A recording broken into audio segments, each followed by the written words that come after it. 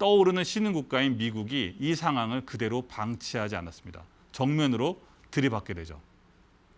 당시의 대통령은 프랭클린 루즈벨트였는데 이 프랭클린 루즈벨트가 바로 미국도 금본위제를 포기해버립니다. 포기하는데 여기에 그치지 않아요. 여기에 그치지 않고 긴급명령, 대통령 긴급명령을 발의하면서 미국 국민들이 민간이 갖고 있는 모든 금들을 다 압수합니다. 다 압수해가지고 다 연방준비은행 FRB에다가 다 모아버립니다. 네. 이러한 초강수를 던지게 되죠. 네. 이런 식으로 해서 당시 1930년대에는 영국과 지금은 우리가 우방으로 알고 있는 영국과 미국이 무역 관점에서 첨예하게 대립하는 상황이 벌어지게 돼요. 네. 지금의 영미 관계와 그 당시의 영국과 미국의 관계는 전혀 다르다고 볼 수가 있겠습니다. 자, 이렇게 해서 전후 1차 대전 복구 과정에서 강대국 간의 갈등이 생기게 되니까 문제는 그 옆에 있었던 주변국들의 경제가 남아나질 않습니다. 즉 유럽의 변방에 있는 국가들, 이태리나 같은 스페인과 이태리 같은 강하지 않은 유럽 국가들, 그리고 1차 대전의 패전국 독일, 이런 나라들의 경제가 완전히 붕괴하게 되죠. 처참하게 붕괴됩니다. 그래서 여기서 대표적인 그 타격을 입은 국가가 바로 1차 대전의 패전국인 독일입니다. 네. 독일이 패전을 하면서 모든 그 책임을 다 떠안게 돼요. 네, 떠안게 되는데 그래서 엄청나게 많은 양의, 그러니까 돈으로 갚으라는 얘기죠. 네, 승전국들이 특히 프랑스를 중심으로 독일에게 어마어마한 막대한 양의 전쟁 보상금을 요구를 합니다. 그리고 그것을 돈을 안 주면은 계속 괴롭히는 거예요. 네, 계속 괴롭히게 됩니다. 그래서 갈등이 끊임없이 이루어지는데 일단 그러니까 채권자와 채무제 간격이 됩니다. 원래 독일과 프랑스의 사이에 감정이 국가 간의 민족 간의 감정이 좋지 않았는데 여기에 추가로 패전국이 되면서부터 이제 자기들이 가장 껄끄러워했던 프랑스가 독일의 채권국이 되는 상황이 벌어진 것이죠. 이것은 국민 정서적으로도 매우 매우 불쾌한 그런 상황이 불합리하거나 불쾌한 상황이 빠져버리게 됩니다. 그리고 1923년에 하이퍼 인플레이션이 발생하게 되는데 옆에 보시는 것이 바로 그 당시에 바이마르 공화국, 독일 공화국, 제2공화국의 하이퍼 인플레이션 된 상황을 극명하게 보여주는 그런 사진입니다.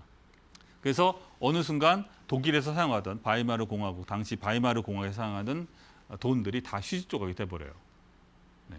그리고 그러면서 모든 산업이 다 사라져버립니다. 네, 사라져버리게 되죠.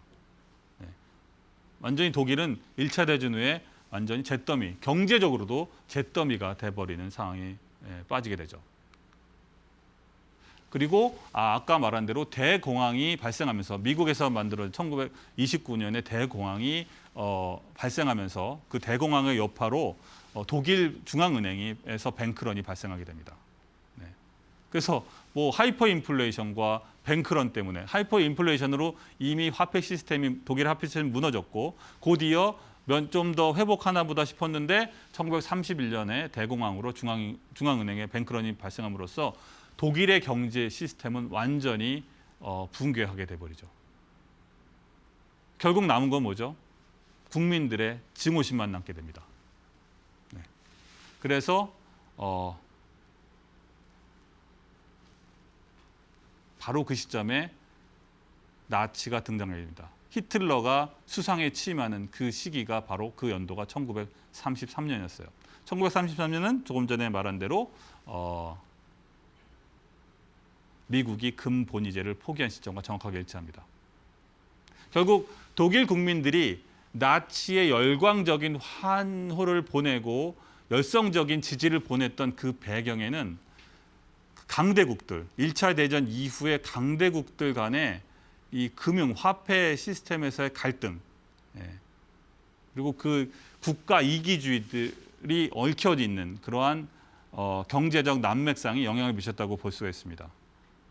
그러니까 우리가 지금은 단순하게 왜 그렇게 광기에 찬 그런 나치를 독일 국민들이 지지했는가, 이거를 지금의 관점에서는 이해할 수 없지만 그 당시의 관점에서는 그것이 먹혔다는 거예요. 그런 파퓰리즘이 먹힐 수밖에 없었다는 거죠. 그리고 그런 파퓰리즘이 먹힐 수 있었던 배경에는 화폐 시스템이 무너진 것이 결정적인 역할을 했다는 거예요. 여러분은 그러니까 단순히 돈을 찍어낸다, 화폐라는 것이 돈을 찍어낸다, 돈을 쓴다, 이런 관점에서 단순하게 생각하는 것이 아니라 화폐 시스템을 안정적으로 유지하는 것이 국가와 어떠한 사회 시스템을 안정적으로 유지하느냐 아니면 폭풍 속으로 집어넣게 되느냐의 그런 극명한 차이를 보여준다는 것을 여러분이 잘 이해해야 되는 것이죠. 자, 오늘 제가 준비한 그 화폐 상편의 얘기는 여기까지입니다. 네, 오늘 마지막으로 제가 말씀드리고 싶은, 여러분이 기억해야 되는 얘기는 화폐는 권력이다라는 아주 단순한 문장입니다. 지금까지 제가 한 내용을 쭉 한번 보시면 화폐가 단순히 여러분이 뭐 돈을 쓰고 그것을 유통하고 이런 관점을 넘어서 화폐를 얼마나 안정시키느냐, 화폐 시스템을 얼만큼 안정적으로 유지하느냐가 국가의 존폐와 관련이 있다는 사실을 여러분이 깨달았을 것으로 생각합니다. 역으로 화폐 시스템을 무너뜨리면 그것이 자체가 강력한 무기가 될 수도 있고, 그리고 전쟁을 일으킬 수 있는 만큼 정말 엄청난 그러한 큰 의미를 갖고 있다, 이렇게 말씀드릴 수가 있어요. 그래서 현재도 이 화폐와 권력이라는 이 관계, 이 등식은 여전히 유지가 되고 있습니다. 현재 그 기축통화는 바로 달러죠, 그죠? 뭐 달러라고 여러분 알고 있을 것입니다. 그래서 현재 미국 역시 그 달러의 가치를 안정적으로 유지하기 위해서 자신들이 가지고 있는 모든 수단과 방법을 가리지 않고 있죠. 그래서 이 달러에 대한 얘기, 현재의 기축통화를 유지하고 있는 이 달러의 얘기는 바로 다음 시간에 제가 준비하도록 하겠습니다. 그래서 제가 오늘 준비한 내용은 여기까지이고, 다음 시간에 화폐 하편, 달러의 이야기를 여러분이 기대해 주시기 바랍니다. 그러면 오늘 강의는 여기서 마치겠습니다. 감사합니다.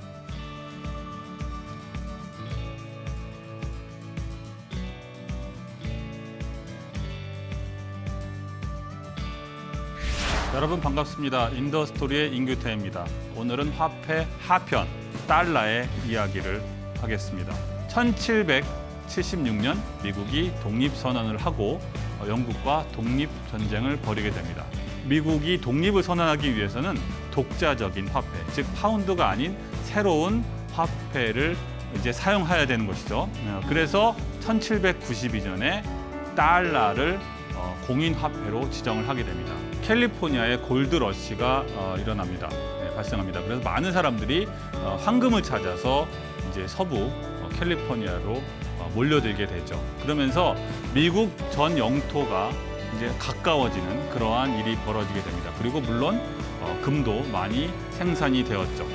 1873년에 당시 대통령인 율리시스 그랜트 대통령, 원래는 장군이었죠. 국군의 장군이었던 율리시스가 그랜트가 이제 대통령이 되면서 화폐 개혁을 실시하게 됩니다. 이제 더 이상 은을 돌려주지 않아요. 은은 돌려주지 않겠다고 선언을 해버린 거죠. 금은 돌려주겠지만 은은 돌려주지 않는다. 이러한 폭탄 선언을 하게 됩니다. 이 사건은 당시에 굉장히 큰 논란을 일으키게 돼요. 당시에 그 미국에서 일어난 그 혼란상을 잘 보여주는 아주 유명한 문학 작품이 있습니다. 바로 오즈의 마법사입니다. 오즈라는 이 단어는 금의 단위를 표현하는 온스를 상징합니다. 그 소녀는 원작 처음에 했던 시리즈로 많이 나오는데 거기에 처음에는 은구두를 신고 있었습니다. 그 은구두는 뭘 의미하느냐? 바로 은본위제를 의미하는 것이었죠. 이러한 기축통화 시스템의 종말은 자본주의 시스템의 실패를 의미하게 되는 것이죠. 히틀러가 영국을 공습을 하게 되고, 그리고 이어서 독소 전쟁이 이제 발발하면서 독일과 소련이 한판 승부를 벌이게 되는 상황이 벌어지게 됩니다. 노르망디 상륙작전이 있었는지 5개월 후에 있었던 브레튼 우주 회담인데 여기에 뭐 각국의 대표들이 모여서 중요한 결정을 역사적으로 중요한 결정을 내리게 됩니다. 금 1온스를 35달러로 픽스해 버린 것이죠. 미국이 이제 무제한 발권력을 이용해서 전쟁으로 무너졌던 서유럽의 전후 복구 비용을 지원하게 됩니다. 당시 대통령이었던 닉슨이 충격적인 발표를 하게 되는데 금태환 중단, 즉 우리 금 못 준다 이렇게 아예 공식적으로 발표해 봅니다. 사실 우리 돈 없어. 금이 없어. 돈이 없어가 아니라 금 없어가 됩니다. 그리고 니네 이제 요구해도 우리 금 안 바꿔줄 거야 되는 것이죠. 1974년에 미국과 사우디가 밀약을 맺게 되는데요. 오페크에서 석유를 거래할 때 달러로만 거래하자고 그렇게 약속을 합니다. 미국이 중국에서 만들어진 물품을 마구 많이 사주는 그 대신에 조건으로 뭐예요? 중국은 그 돈을 가지고 미국의 국채를 사주게 됩니다. 이런 식으로 리사이클링을 함으로써 트리핀의 딜레마, 무한히 커져가는 기축통화국의 무역 적자를 다시 상쇄하는 것이죠. 앞으로 달러는 기축통화로서 자격을 계속 유지할 것이냐, 살아남을 것이냐, 세계 글로벌 경제와 글로벌 정치의 헤게모니를 쥐고 있느냐, 쥐고 있지 않느냐에 대한 문제가 되는 것이죠.